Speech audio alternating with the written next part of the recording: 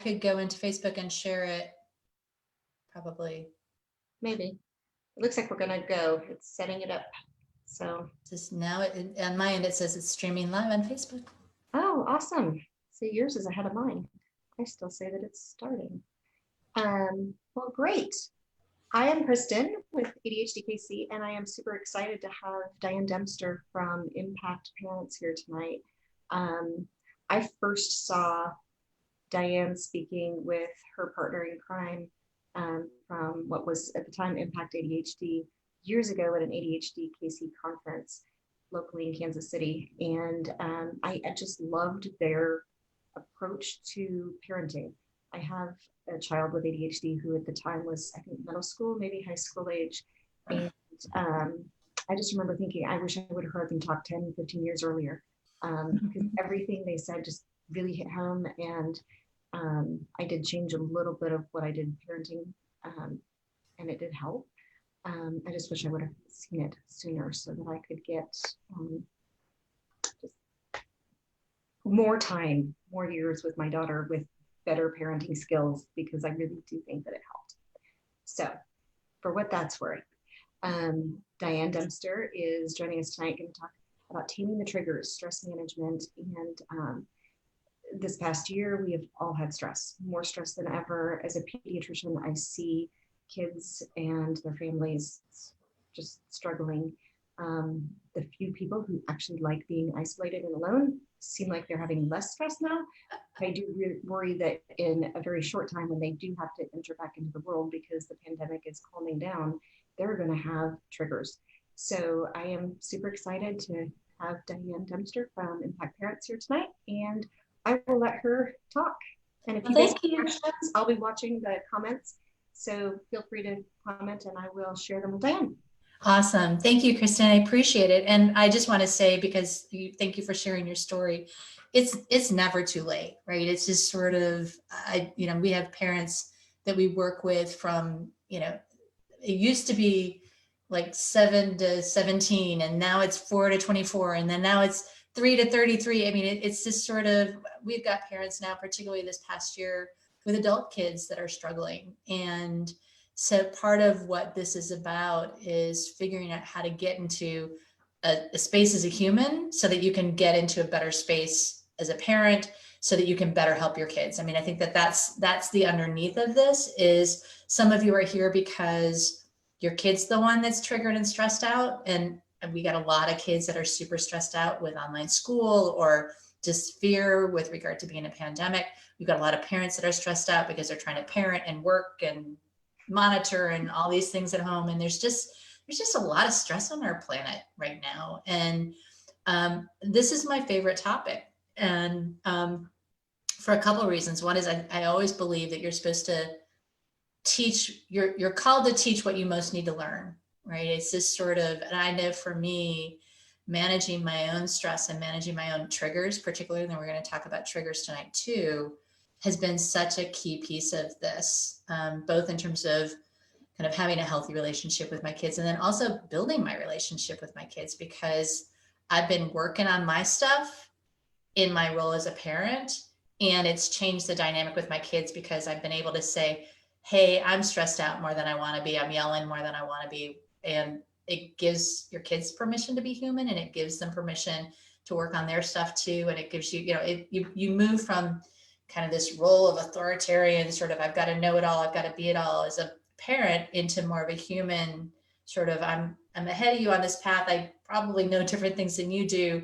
I have things you can learn from me, but I'm not here to tell you the right way to do everything. And as a parent, I think that that's part of my underlying philosophy. And I think a lot of parents are in that same boat. So we're talking about stress. So let's just start by talking about, like, what are some of the things that stress people out? Kristen, you work with kids and parents all the time. What are some of the things you notice? I think it's stressful that historically, especially, people have so many things, so many commitments. Kids are signed up for 12 different sports, and they still have to get straight A's. High schoolers have to do service projects and get all the AP classes under their belt. Just lots of stuff to do, like lots and lots of commitments, right? Yeah. Yeah. And so a lot of kids have that as a stressor. Then all of a sudden it was taken away in this last year, and they have the stress of being with the people they love too much. That was hard. So it's togetherness, right? This is sort of, yeah, it was a different kind of environment. Okay, yeah. So the boredom with that, and well, sometimes boredom is stressful, right? It's just sort of, what do I do? It's like we go from having a lot of busy stuff to not having a lot of stuff, and that creates stress as well. And if we go back to life before pandemic, I mean, everything from like, I've got a deadline that I've got to hit at work, or I've got to get on an airplane, or I've got to go to the dentist, or it's like there's certain things and functions and things like that stress people out. And I think the point I want to make is that for everybody, the stress is different. The things that stress us out is different. The reaction in our body, in our brain, is the same no matter who you are, whether it's your kids or you, but the thing that it is that causes stress, it might be different. And the story I like to tell, my business partner, Elaine, and I went on our first trip together on an airplane, and I can't even remember, we were probably flying to California or someplace, and we're sitting next to each other in the plane, and we're chatting, and we're excited about the trip, and we're planning our presentation and all that other sorts of stuff. And, the flight attendant comes on and starts talking about, okay, it's time to get ready in your seat, we're taking off, da, da, da. And that moment where the engines were, and you can tell you're about to get going, and you're running down the runway. And I looked over, and Elaine is like gripping her hands on the armrest of the airplane. And I looked and I'm like, wow, she's really, and I said, what's going on? She goes, I hate this moment. And I was like, oh my gosh, I love this moment. Right. And so it's this sort of difference between, who knows why taking off on an airplane was stressful for her. For me, it was like this exciting sort of thing. But in that moment, it was this observation that same exact situation there would, and we're both responding completely differently.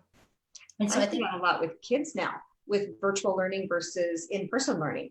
Some kids very much prefer one or the other. Right. A lot of our kids with social anxiety are loving this virtual school thing because they don't have to be in the physical space with their peers. They can kind of step back energetically, or engage differently and more on their own terms than they could when they're in a classroom and the energy and everything else is going on. So yeah, you're right. It is very different for different people. And I think I'm gonna, Krista, I'm gonna share just a few slides here if that's okay. Let me get to here. So the bottom line is that stress. So I'm going to use these words kind of interchangeably. We've got stress, overwhelm, and irritation. Kristen, can you just see the one slide, or do you see all? I see the one slide and then some words. You can see the stuff on the background. So I don't even know. Hang on a second. I don't know. There we go. Okay. So I'm going to use these words interchangeably, because what happens is that we have stress, and that stress turns into typically overwhelm or irritation. It's kind of like that's the natural thing that kind of comes out of that stress. But they're normal responses when we're in a potentially triggering situation. As we were just talking about the fact that it's different for each person. But when we go back to the cause of it, it's often because there's a gap between what we expect is going to happen and what actually happens. So it's this sort of, if you think about the example you gave with the kids doing all the different things, right? It's just, I've got all of these different commitments, and the expectation is, well, we'll be able to do those things. We can go to piano lessons, and we can go to this, and we can do that, and all of the things are going to line up. We've got plenty of time to make it happen. And so that's our initial expectation. And then all of a sudden it's like, oh my gosh, we're rushed, or, oh my gosh, my kid is late, or, oh, they've forgotten their materials, or they've got, all of these things that happen, especially when we've got complex kids. What happens is there ends up being this gap between what we thought was going to happen and what actually happened. And that creates stress. And then what happens is important, because this is all brain stuff, right? It's just sort of, it's not just what happens practically, it's literally your brain goes into a process. And when you get stressed out and you get irritated, you literally shift out of the frontal lobe of your brain into a more emotional state, a more kind of almost like an animalistic state. And the point of this slide is that your brain can't distinguish whether you've got a physical threat or whether you've got an emotional and mental threat. So that trigger in your brain that's decided to go, oh my gosh, we're in trouble, was really created to save you from a mountain lion, but it gets triggered when your kid's late for first period, right? It's this sort of strange sort of thing that it's just either on or it's off. And that's an important distinction. And the thing I talk about a lot is this thing called amygdala hijack. And what happens is that the more stressed or overwhelmed we become, the further into the stress cycle and the trigger cycle we get, the further we get back into out of our smart part of our brain, which is the frontal lobe and the cerebral cortex. It's like where our intellect lives, where our problem solving lives. If you've got a kid with ADHD, you know frontal lobe, because that's where the executive function lives. The more stressed out a person gets, the further back in the emotions in the limbic system you get, and those frontal parts of your brain actually shut down. And so if you've got a kid who's already got executive function challenges, or you're an adult with ADHD and you're getting stressed out, you're moving away from that part of the brain you need the most into a more emotional, reactive instead of responsive kind of mindset, right? And so we want to be able to problem solve, and the problem solving part is the front of our brain. And I'm oversimplifying this, Kristen, and you're a doctor, and I should be should be careful. That but is great. no, you're moving out of the front part of your brain, which is where you're creative and problem solving and everything else, and you're moving back into the emotional part of your brain. And the only things you can do in the emotional part of your brain are do, old habits, or react emotionally, or run away, or, or hide. I mean, those are all those kind of animalistic sorts of things. And so it's important to know that you're fighting real sorts of things if you are not managing your body's reaction to stress. Does that make sense? Oh, yeah. Yeah. So, and I think that we feel this in our body. Kristen, I don't know whether you do this, but when you start to get stressed out, where do you feel it in your body? I think my chest mostly, my heart. Right, so it gets tight and your heart gets tight. Mm-hmm. One of the things that I notice is that my thoughts start spinning. And I'm not an adult with ADHD, but it's like this sort of, because I'm moving out of my front of my brain and into the back of my brain, the front of my brain starts going, well, what about this? And what about that? And, it's like this sort of, you got a million thoughts going a million miles an hour. And so the important thing to notice is, if you know that, my neck gets tight, or my hair start to stand on end, or I start clenching my fists, it's like that sort of, if you've got a sense of what your body starts doing when you're stressed, because your body's going to know that you're stressed before you know that you're stressed, because your brain is in the process of shutting down. So if you know, okay, the thing that I notice the most when I'm stressed is that I start clenching my fists and my brain starts going a million miles an hour, that's your indicator. That's your clue that you're starting to feel stressed out. And that's the point of opportunity. Right. So it's important to pay attention to when you start getting stressed out. So I'm going to teach a 4-step process about escaping the stress cycle. It's recognizing that you're triggered, reclaiming your brain, choosing a new perspective, and then redirecting your action. It's just a simple sort of thing. And you can do this whether you're full on triggered or whether you're just kind of irritated and stressed out. It's going to be easier if you're just a little irritated or stressed out, because the more escalated we get, the harder it is to remember to do these little things. But the first piece of it is to notice that recognize that you're triggered. And part of that is what we were just talking about, which is the, noticing where it is in your body. But the other part of it is kind of what are some of the things that do trigger you? And I'm getting ready to teach this class on triggers for the next 4 weeks. And one of the questions I sent out to everybody was, okay, who's your qualifier when it comes to triggers and stress? It's like, are you the one that yells all the time? Are you the one that gets triggered all the time? Is it your kid? What are some of the situations in your family that tend to trigger you? So when you go past the stress, Kristen, for you, and think about those things that actually take you into more of a full-on trigger, which is the next level after the stress, what are some of the things you know? Um, are you talking more like how I'm feeling and what I So recognize? the situation, so let me give you an example of mine. So like I would always get triggered going into the online system to check grades. That was like, I'd just like be like, okay, it's that time. Once a week, I'm supposed to go in there and make sure my kids have all their assignments in. And I knew that there were going to be zeros. And just like literally logging into that website on the computer would be enough to kind of just raise my stress level up and start throwing me into the deep end. So what are some of the I think when my kids were younger, because I do have to say at home, there's not very many stressors right now. My kids are both college age. They're pretty self-sufficient. I was upset. yay? The dentist actually called me the other day to remind my son of a dental appointment. I'm like, you got to call him. I don't know. Um, but when they were younger, getting up in the morning, getting to school on time, that was probably one of the hardest things for us.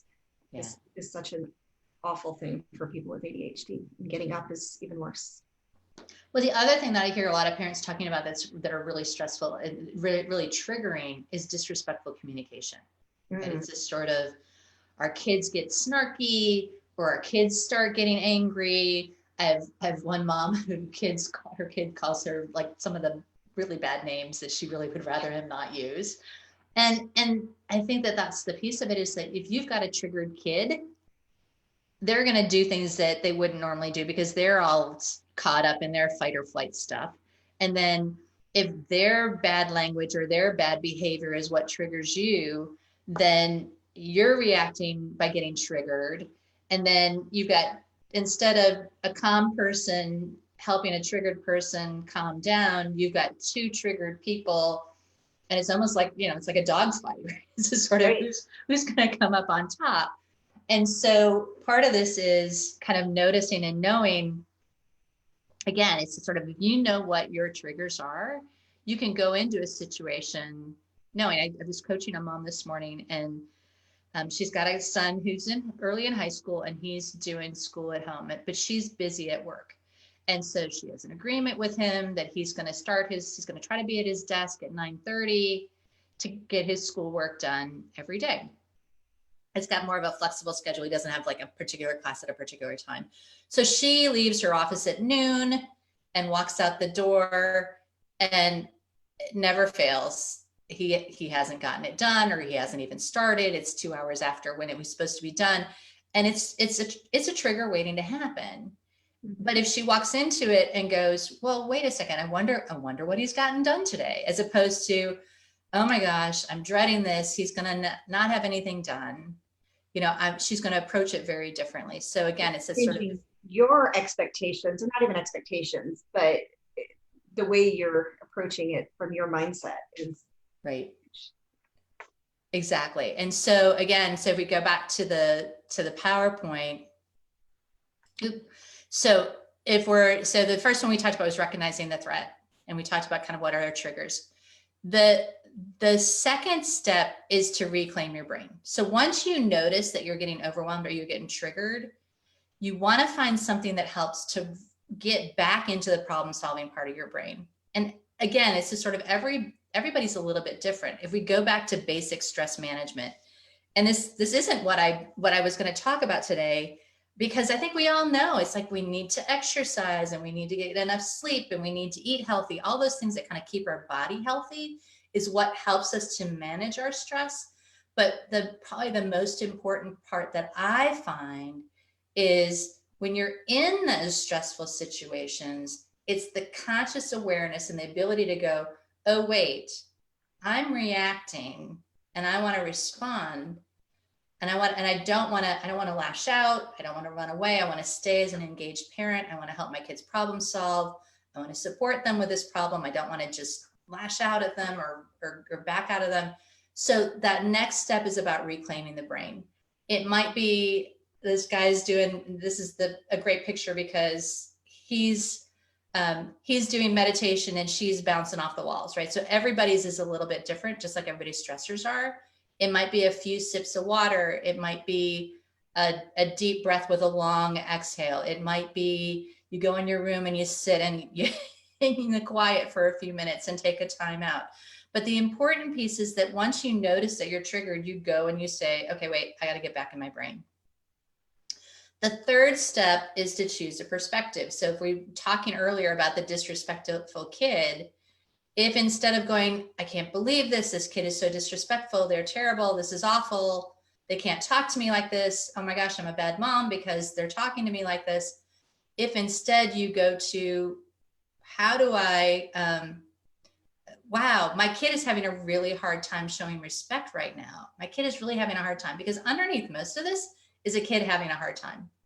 Or wow, I'm having a really hard time in this situation. So if you can change your perspective, then the fourth one is you can redirect your action. So again, it's just sort of going back to, I was I sharing my screen just then? Were you guys seeing the same thing I was? Nope. No, sorry. That's really funny. No, you were supposed to be. That's really funny. So I guess what I was saying is that it's just sort of 4 steps. Notice that you're triggered, reclaim your brain, choose a new perspective, and then move forward with a different perspective. So can we take an example for you, Kristen, and kind of walk through it and see how you might handle it? Sure. So again, let's go back to some of the things that used to trigger you when your kids were at home. Well, now I've got the whole disrespectful teen on my brain. I was okay. My child would turn into some narcissistic person, because teenagers tend to be that way, and then they act that way. And what could I do to prevent this? And is it just going to happen? And okay, that's great. So in fact, I was on our Facebook group this yesterday, and this mom was talking about a kid who has a hard time taking responsibility. He was like 10 years old, and he's like one of those kids that whenever something bad happens, he blames everybody else, right? And blame is actually a reaction to being triggered. It's like sort of, oh my gosh, I screwed up, I'm going to blame somebody else. That's that sort of natural reaction. So if we've got somebody who, and she was like, oh my gosh, he's a narcissist. I've trained him to not take responsibility. He's like 10 years old, and it's okay. It's all right. Even though he's having a hard, so then that's the trigger. So reclaim your brain. What are the things that you do that kind of help you to come back to this moment? A lot of times leaving the situation, just going and getting a fresh start. And then both of us could get a fresh start, because when both of us start to get that anger build up or frustration build up, you can't talk to each other. You can't interact in a healthy way. Nothing is going to be accomplished. So right. So the mutual timeout, right? It's just sort of, okay, wait, let's separate. And the one thing I would say for most of us is a lot of times if we do that, you want to make the commitment to come back, right? It's just sort of, okay, I need 5 minutes to calm down, and this is really important for us to finish, right? And that way, if I've got parents who have their kids chasing them around the house because they want, but wait, mom, and mom's like, no, I need some space. So it's that sort of commitment to come back, right? And again, this might be sips of water, it might be, but the goal is to come back to the present moment. Because when we're triggered, we're either worried about what might happen in the future, or we're spinning about what happened I can't believe this happened. I can't believe they did it. Here we are again. It's that sort of back and forth. So you reclaim your brain, and then the thought, because you said, oh my gosh, he's a narcissist. He's going to never amount to anything. He's going to fail out of school. So what are some of the stories? Let's get real clear. Oh goodness, of course I can't think of any right now. The stories you tell yourself. From like when I was right. So the trigger. So you notice the trigger, and it's like the story you're telling yourself is, oh my gosh, they're going to fail out of college. They're never going to amount to anything. They're going to end up on my couch when they're 27 years old. And not brushing their teeth because they keep getting to do that. They're never going to brush their teeth, and they're going to lose their teeth, and it's going to cost me thousands of dollars because they're going to have dentures by the time they're 15, right? That actually triggers a story that has probably nothing to do with this, but brushing teeth was a common just frustration with us, a very common trigger in our house, getting out of the door in the morning and brushing teeth before we left. We went to a restaurant once and our waitress had no teeth, none. And so for weeks we talked about how your teeth are going to look like that if you don't brush your teeth. So anyway, totally. So teeth brushing is a great other example because a lot of us get triggered. We get scared. I mean, I had one kid who had a really hard time brushing their teeth until they were 17 or 18, right? And it's just sort of, even now they're running out the door and it's like, hey, dude, brush your teeth. But it's so if you create the story that, oh my gosh, this is going to be terrible. They're going to lose all their teeth. They're going to be a social pariah because they're going to have bad breath in middle school and everybody's going to hate them and they're going to be bullied and they're going to end up failing out of school because they're bullied and they're socially inept. I mean, there's like all this, the story, right? It's just sort of, we get into the story and then we reclaim our brain and we come up with a thought that feels more supportive. And so in this instance, the thought might be, okay, if I'm willing to consider that even though my kiddo is having a hard time remembering to brush their teeth, that they will eventually figure it out when they have a love interest, or when one of their friends says, dude, brush your teeth, or when, right, when it becomes important to them, and that they're not going to end up with dentures at age 17 if they're not getting their teeth brushed 3 times a day at the right times and everything else. Right. And if I believe that it's true that that it's not the end of the world because they're not brushing their teeth, my ability to kind of help problem solve and figure out, how do I help my kid to remember to brush their teeth? Or how do I get buy-in from my kid to brush their teeth? Or how do I solve this problem, which is like brushing the teeth is like not on my kid's radar at all. I can help solve that problem because I'm not triggered.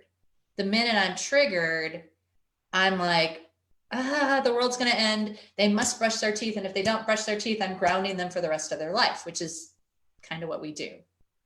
But I think it's hard for a lot of parents to find that line between helping versus enabling. So, and I did a little bit of both. I mean, I bought those little disposable toothbrushes that we kept in the backpack. So if we realized on the drive to school that the teeth weren't brushed yet, there was a little disposable last minute. And and it's, it's the same thing with the food in the backpack. I carried power bars everywhere because if they didn't get food, it's like, here, you forget your lunch, here, take this.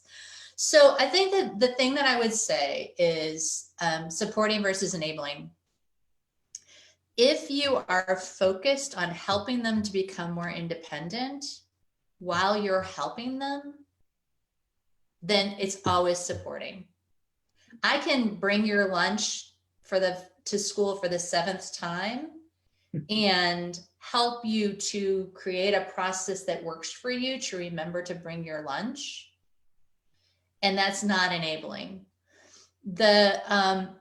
A lot of times what parents will say is, well, I want them to experience the consequences. I'm going to go back to my lunch example, right? So it's just sort of, if they forget their lunch and I bring it, they'll figure it out and they'll start bringing their lunch. These are kids with executive function challenges.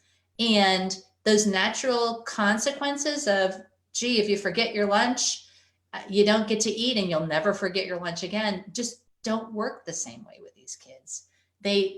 Doesn't mean you don't let them experience natural consequences, but you don't expect that experiencing those natural consequences is going to actually help them to change their behavior and get them to remember to bring their lunch.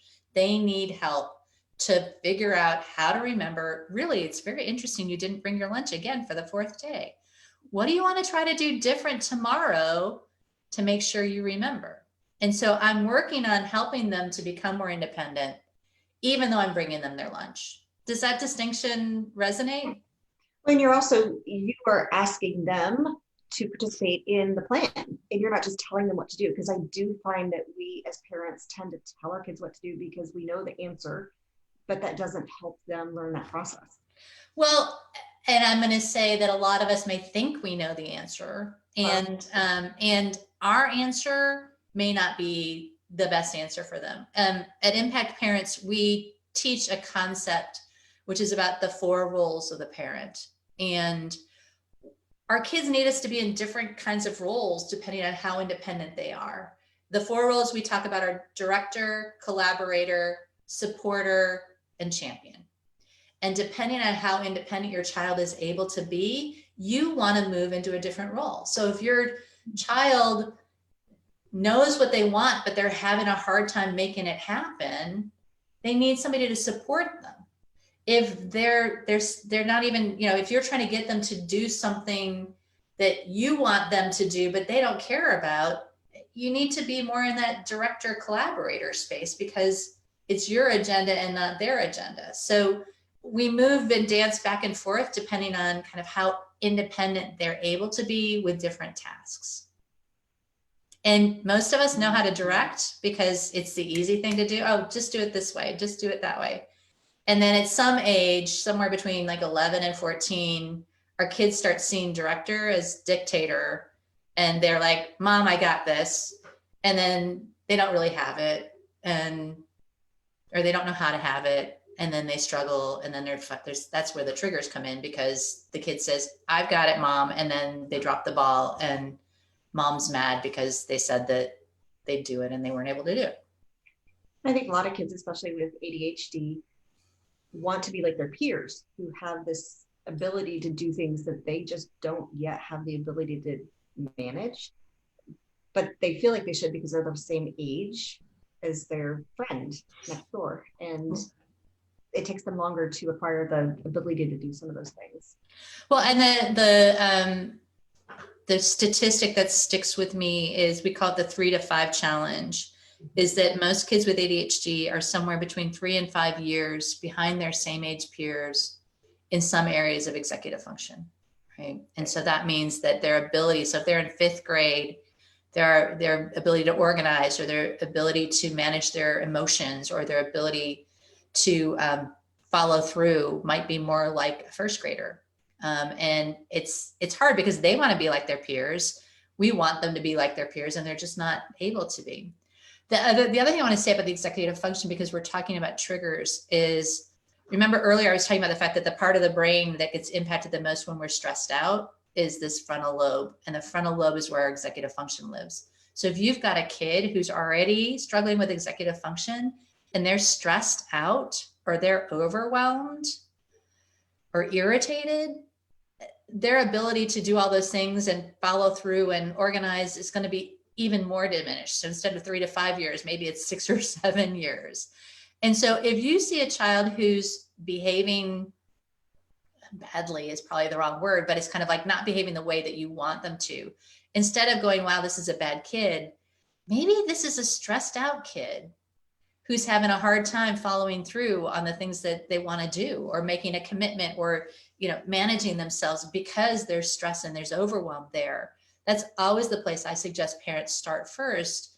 Even if a kid says, I'm fine, or I don't care, chances are there's some kind of stress going on underneath them. And everybody, I mean, you see this in your practice, I'm sure too, Kristen, but I think everybody's stress level right now is at a 5 or a 6.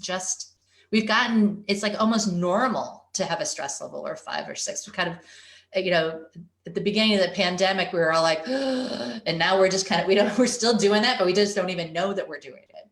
Right. One of the things I felt helped me a lot as a parent was to put myself out of the parent role and think about what I would advise someone else to do, because it was too personal with my own child. But the answer was much more obvious to me if I was giving that advice to somebody else.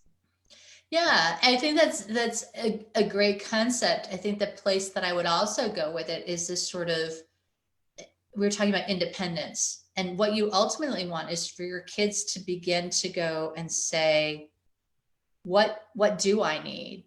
And what will work for me? And what happens is that the longer we tell them what they should do, that it's the harder it is for them to step into that role. And what happens is a parent will say, well, what do you think you want to do? And they'll be like, I don't know. And then we'll go, why did I bother to ask you? They don't care. I just do it my way.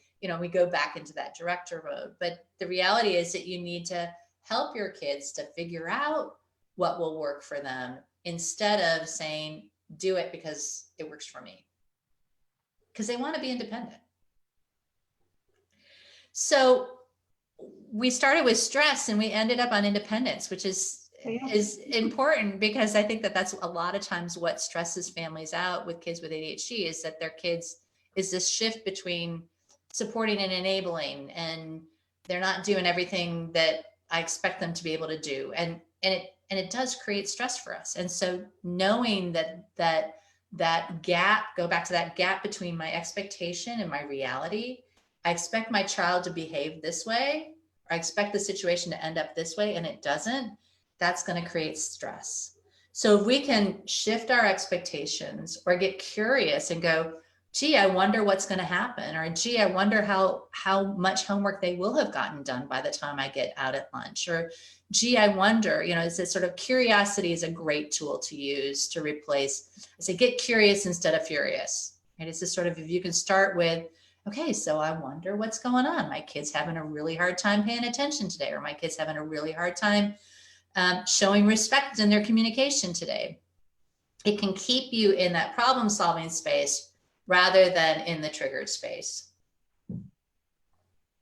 So how are we doing on time? I don't want to take more of the time than it's about 7:35, 7:37.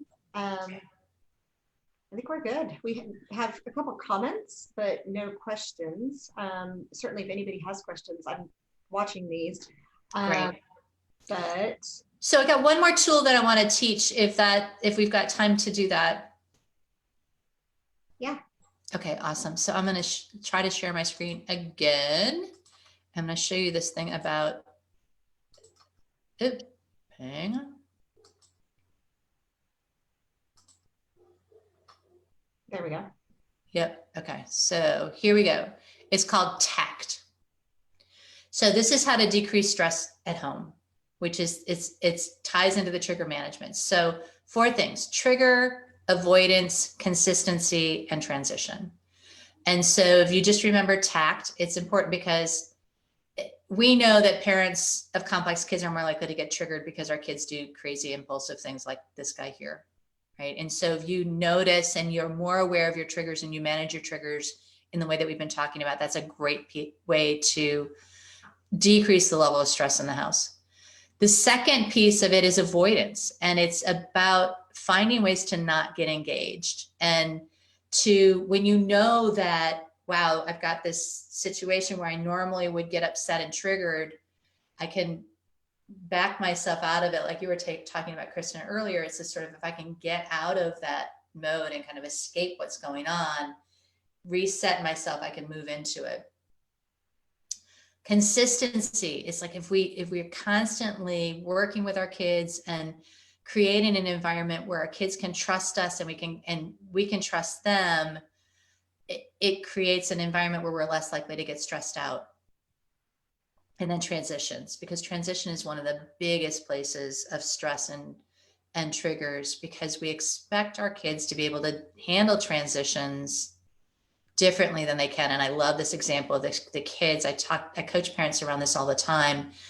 Oh, I can't tell you how many parents are having arguments with their kids about getting off of their technology, right? It's just sort of, we're using the computer for school, and then all of a sudden they're watching video games, or they're playing Minecraft, or they're playing a game with their friends, and they've got to stop playing the game to go into online school, right? And it's just sort of, if we know that transition is a potentially triggering, stressful situation, and we actively manage that transition instead of just expecting our kids to be able to go, okay, it's time to go to school, then we're going to handle it a lot differently. And so watching those 4 things, TACT, triggers, avoidance, consistency, and transition, can be a great way to manage stress in your family. Excellent. Awesome. So I did mention, Kristen, I don't know if we can talk to people a little bit about some of the things that we do at Impact. We do parent training and coaching. And as I mentioned, I'm starting a 4-week class on trigger management explicitly. So we're going to dig in a little bit deeper with this, work with people. It's a group coaching session. So you'll be able to really look at what's going on from a trigger perspective, whether it's your triggers, your partner's triggers, your kiddos' triggers. But we're going to spend the next 4 weeks kind of really rolling up our sleeves and looking at triggers and making some changes. So we can put the link below so people can learn more about it. If they're interested, they can send me a note, and we'd be happy to have you guys join us. That would be awesome. I think there's so much to learn with all of this and practice, because we can learn it up here, but enacting it is hard, because when we get triggered, it's hard to think about how we're supposed to do it. So, well, it's not just hard, it's kind of like almost impossible, because that part of your brain is shut down, right? It's just sort of, so if you don't keep your brain healthy, and you aren't aware of when you're getting triggered, it's it just happens automatically. And again, and I don't know that I said this enough at the beginning, it's a natural thing. And this is something that happens to everybody. It's just a matter of what you do with it. And so if you know that you're in a potentially triggering situation, you can either go, whoo, wait a second, I'm upset. How do I unravel from it? Or it's going to take over and you're going to end up in full on fight or flight. Right. This is awesome. We have lots of thanks too. So I don't know if you can see all these comments, but no, I can't. I'm curious. Where? It'll be here for later. But lots of people thanking you. Oh, so, awesome, cool. Well, it was great to be here with your group today, Kristen. Thank you so much. I still think everything that you and Elaine both talk about is just so practical and helpful. And I refer to ImpactParents all the time. And I don't know how many of my parents actually go through with it, but they all seem excited about it. And hopefully some of them gain value from the process that you guys teach. I think it's fantastic.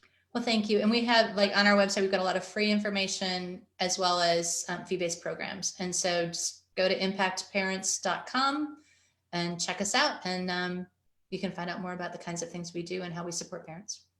Perfect. Well, thank you very much for doing this. And for people who joined late, it will be recorded. And as soon as Facebook does its thing, it will be automatically there to watch the whole thing again. Awesome. Thanks, Kristen. Thank you for your time. This was awesome. Great. So I have to figure out how to turn it off now, but. All right. Thank you. I think I'm going to end it. So I don't know that I'll be able to say goodbye to you anymore. All right. Thank you, Kristen.